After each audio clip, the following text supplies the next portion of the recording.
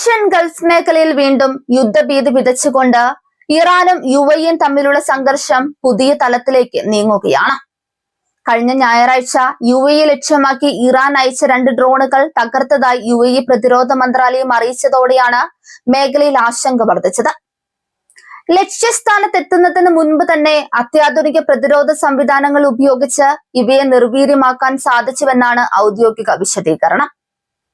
ഫെബ്രുവരി 28-ന് ആരംഭിച്ച ഈ സായുധ പോരാട്ടം ഇപ്പോൾ ഗൾഫ് രാജ്യങ്ങളുടെ സമാധാനാന്തരീക്ഷത്തെ പാടെ തകർത്തിരിക്കുകയാണ്. തുടക്കത്തിൽ ചെറിയ അതിർത്തി തർക്കങ്ങൾ എന്ന് കരുതിയവ ഇപ്പോൾ വൻ ശക്തികളുടെ പരോക്ഷ യുദ്ധമായി മാറിയിരിക്കുന്നു. UAE-യുടെ വ്യോമാതിർത്തി ലക്ഷ്യമിട്ടുള്ള നിരന്തരമായ ആക്രമണങ്ങൾ അന്താരാഷ്ട്ര വിപണിയെയും എണ്ണ വ്യാപാരത്തെയും ഒരുപോലെ ബാധിച്ചിട്ടുണ്ട്. UAE പ്രതിരോധ മന്ത്രാലയം പുറത്തുവിട്ട കണക്കുകൾ ഞെട്ടിക്കുന്നതാണ്. സംഘർഷം ആരംഭിച്ചതു മുതൽ ഇതുവരെ 2265 ഡ്രോണുകളാണ് ഇറാൻ UAE-ക്ക് നേരെ തൊടുത്തുവിട്ടത്. ഇതിനു പുറമെ 551 ബാലിസ്റ്റിക് മിസൈലുകളും 29 ക്രൂയിസ് മിസൈലുകളും UAE-യുടെ വിവിധ ഭാഗങ്ങളെ ലക്ഷ്യമിട്ട് വരികയുണ്ടായി. ഇത്രയധികം ആക്രമണങ്ങളെ പ്രതിരോധിക്കുന്നത് രാജ്യത്തിന്റെ സുരക്ഷാ ബജറ്റിനും അടിസ്ഥാന സൗകര്യങ്ങൾക്കും വലിയ വെല്ലുവിളിയാണ് ഉയർത്തുന്നത്. ഇറാന്റെ ഡ്രോൺ കരുത്ത് ഇപ്പോൾ ആധുനിക യുദ്ധതന്ത്രങ്ങളിലെ നിർണായക ഘടകമായി മാറിയിരിക്കുന്നു. കുറഞ്ഞ ചിലവിൽ വലിയ നാശനഷ്ടങ്ങൾ വരുത്താൻ സാധിക്കുന്ന ഇത്തരം ഡ്രോണുകൾ ഇറാന്റെയും അവരുടെ സഖ്യകക്ഷികളുടെയും പ്രധാന ആയുധമാണ്. മിസൈലുകളേക്കാൾ എളുപ്പത്തിൽ റഡാറുകളുടെ കണ്ണുവെട്ടിക്കാൻ സാധിക്കുമെന്നതാണ് ഡ്രോണുകളെ കൂടുതൽ അപകടകാരികളാക്കുന്നത്.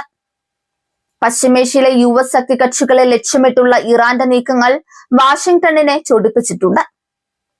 കുവൈറ്റിൽ ആക്രമണ മുന്നറിയിപ്പ് നൽകി നിമിഷങ്ങൾക്കകം UAE-യിൽ സ്ഫോടനങ്ങൾ റിപ്പോർട്ട് ചെയ്യപ്പെടുന്നത് ഇറാൻ തങ്ങളുടെ ആക്രമണ വ്യാപ്തി വർദ്ധിപ്പിക്കുന്നതിന്റെ സൂചനയാണ്.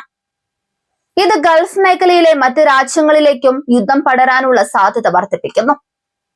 UAE സംബന്ധിച്ചിടത്തോളം തങ്ങളുടെ സാമ്പത്തിക സുരക്ഷിതത്വവും വിനോദസഞ്ചാര മേഖലയും നിലനിർത്തുക എന്നത് വലിയ വെല്ലുവിളിയാണ്. ലോകത്തെ പ്രധാനപ്പെട്ട ബിസിനസ് ഹബ്ബായ ദുബായ് ഉൾപ്പെടെയുള്ള നഗരങ്ങളുടെ സുരക്ഷ ചോദ്യം ചെയ്യപ്പെടുന്നത് ആഗോള നിക്ഷേപകരിൽ ആശങ്കയുണ്ടാക്കുന്നു. തടസ്സമില്ലാത്ത എണ്ണ വിതരണം ഉറപ്പാക്കാൻ സമുദ്രപാതകളിലെ സുരക്ഷ വർദ്ധിപ്പിക്കേണ്ടത് അനിവാര്യമായി മാറിയിരിക്കുന്നു. മേഖലയിലെ ഈ അസ്ഥിരത ക്രൂഡ് ഓയിൽ വിലയിൽ വലിയ വർധനവിനും കാരണമായിട്ടുണ്ട്. ഹോർമുസ് കടലെടുക്ക് വഴിയുള്ള കപ്പൽ ഗതാഗതത്തിന് ഭീഷണി ഉണ്ടായാൽ അത് ആഗോള സമ്പദ് വ്യവസ്ഥയെ തന്നെ തകിടം മറിക്കും. ഇറാന്റെ ഓരോ പ്രകോപനവും ലോകമെമ്പാടുമുള്ള വിപണികളിൽ പ്രതിഫലിക്കുന്നുണ്ട് എന്നതാണ് വാസ്തവം. നയതന്ത്ര ചർച്ചകൾക്ക് പല രാജ്യങ്ങളും മുൻകൈ എടുക്കുന്നുണ്ടെങ്കിലും സൈനിക നീക്കങ്ങൾ ഒട്ടും കുറഞ്ഞിട്ടില്ല. ഇറാൻ തങ്ങളുടെ അയൽ രാജ്യങ്ങളെ ലക്ഷ്യമിടുന്നത് അവസാനിപ്പിക്കണമെന്ന് പാശ്ചാത്യ രാജ്യങ്ങൾ ആവശ്യപ്പെടുന്നു. എന്നാൽ തങ്ങളുടെ ആയുധ ശേഖരം പ്രതിരോധ ആവശ്യങ്ങൾക്കാണെന്നും ബാഹ്യശക്തികളുടെ ഇടപെടലാണ് പ്രശ്നങ്ങൾ രൂക്ഷമാക്കുന്നതെന്നുമാണ് ഇറാന്റെ നിലപാട്. അത്യാധുനിക ഡ്രോൺ സാങ്കേതിക വിദ്യയിൽ ഇറാൻ കൈവരിച്ച മുന്നേറ്റം ഈ യുദ്ധത്തിലൂടെ കൂടുതൽ വ്യക്തമാക്കുന്നു. തദ്ദേശീയമായി വികസിപ്പിച്ചെടുത്ത ഷാഹിദ് ഡ്രോണുകൾ ഉൾപ്പെടെയുള്ളവ പ്രയോഗിച്ചാണ് ഇറാൻ തങ്ങളുടെ മേധാവിത്വം തെളിയിക്കാൻ ശ്രമിക്കുന്നത്. ഇതിനെ ചെറുക്കാൻ UAE തങ്ങളുടെ വ്യോമ പ്രതിരോധ സംവിധാനങ്ങൾ നിരന്തരം നവീകരിക്കേണ്ടി വരുന്നു. ഐക്യരാഷ്ട്രസഭയും മറ്റ് അന്താരാഷ്ട്ര സംഘടനകളും ഈ വിഷയത്തിൽ ആശങ്ക പ്രകടിപ്പിച്ചിട്ടുണ്ട്.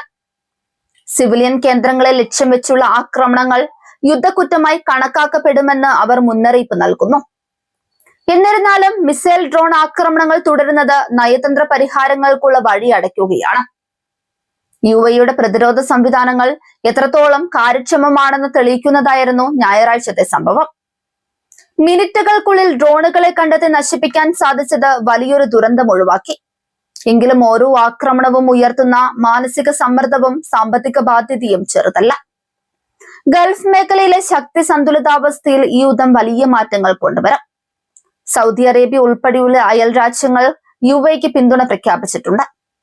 ഇറാൻ വിരുദ്ധ ചേരി കൂടുതൽ ശക്തമാകുന്നത് മേഖലയിൽ വലിയൊരു സായുധ പോരാട്ടത്തിന് വഴിവെക്കുമോ എന്ന ഭയം നിലനിൽക്കുന്നു.